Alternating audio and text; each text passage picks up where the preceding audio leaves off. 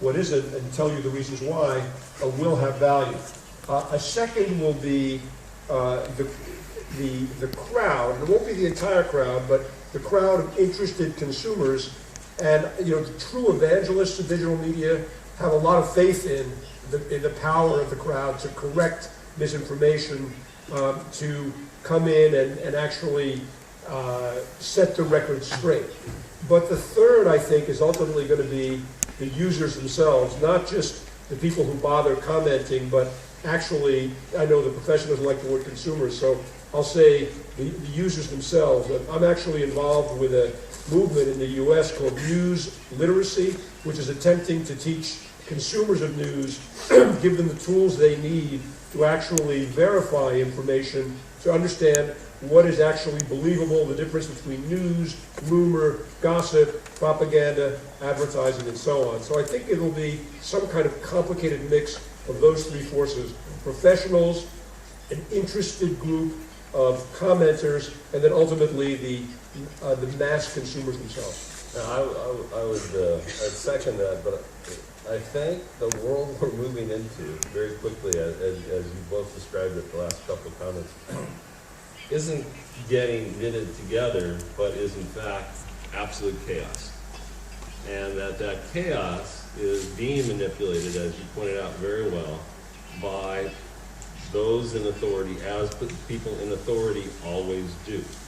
So we have journalists that need to check on the manipulation of social networks. We have the social networks that need to check on the manipulation of journalists, or quasi-journalists, or bots, of government, and government, of course, has more and more power because of what is going on here. And in a sense, this is kind of, using an old American movie, a Blade Runner future, where everybody is checking on everybody. The trust in institutions across the developed world is at its lowest ebb. And that is a problem for all of us.